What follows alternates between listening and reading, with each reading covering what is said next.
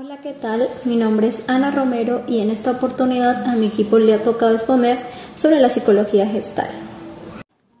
La psicología de la gestal es una rama de la psicología que apareció en Alemania y Australia a principios del siglo XX.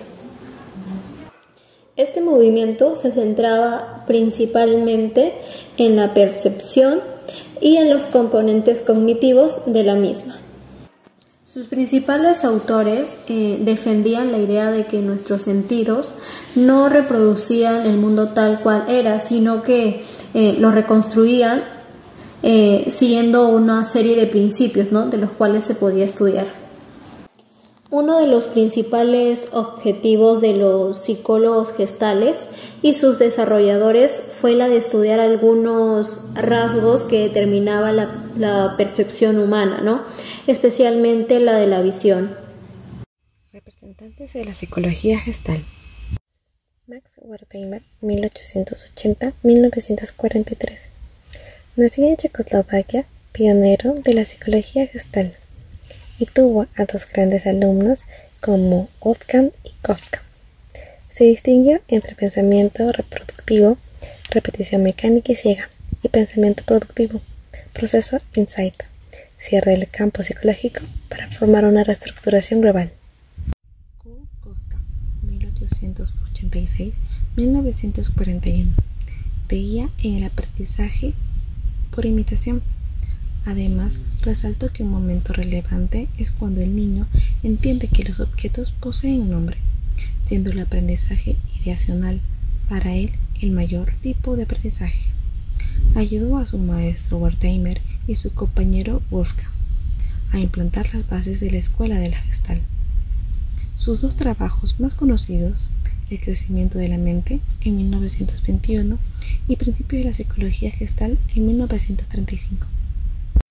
Wolfgang Kohler, 1887-1967. Uno de los aportes que más destaca es su intento de extender el sentido gestáltico a la inteligencia animal. Además, investigó el comportamiento de los chimpancés que toman frente a los problemas y cómo arreglarlos. Ideas principales de la Gestalt. Las imágenes son percibidas como formas, mas no como la suma de sus partes. La mente se encarga de darle orden a todos los elementos que conforman piezas en la mente por medio de la percepción. El fenómeno pi.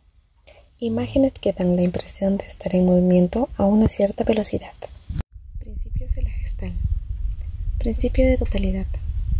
Cada componente forma parte de un sistema dinámico en función del todo que integra. Principio de isomorfismo. Relación de correspondencia entre experiencia consciente y actividad cerebral, donde se corresponden mutuamente, tanto como proceso químico a proceso psíquico. Vamos a hablar de los tres principios básicos de la terapia Gestalt. Cuando hablamos de ellos, hablamos de el presente, el aquí y el ahora, el darse cuenta y la responsabilidad. Cuando hablamos del presente, el aquí y el ahora, hacemos énfasis en lo que está pasando ahora y en los sentimientos del presente.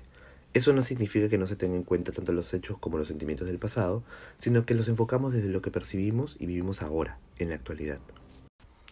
El darse cuenta es ser consciente de cómo las emociones y los estímulos de nuestro entorno nos afectan y cómo actuamos ante ellos.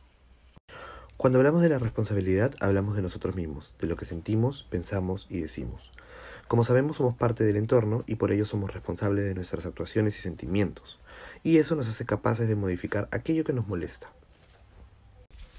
Cuando hablamos del ciclo de la experiencia, según Zinker, hablamos del modelo más comprensivo de la teoría de la terapia Gestalt.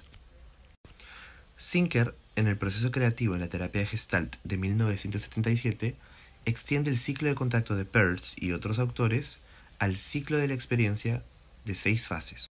El ciclo inicia con el reposo. En el reposo, el sujeto ya ha resuelto una gestalt o una necesidad anterior y se encuentra en estado de equilibrio y sin ninguna necesidad de urgencia.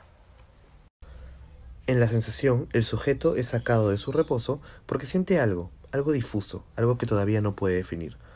Por ejemplo, lo siente mediante un movimiento involuntario o sonidos en el estómago o cierto sentido de intranquilidad.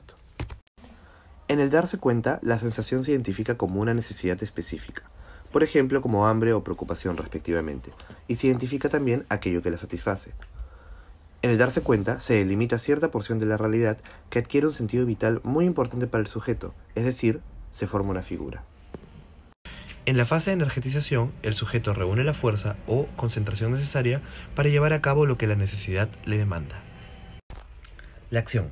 Esta es la fase más importante de la terapia Gestalt. En esta fase, el sujeto moviliza su cuerpo para satisfacer su necesidad, concentra su energía en los músculos y huesos y se encamina activamente al logro de lo que desea. Como etapa final tenemos al contacto. En el contacto se produce la conjunción del sujeto con el objeto de la necesidad y en consecuencia se satisface la misma.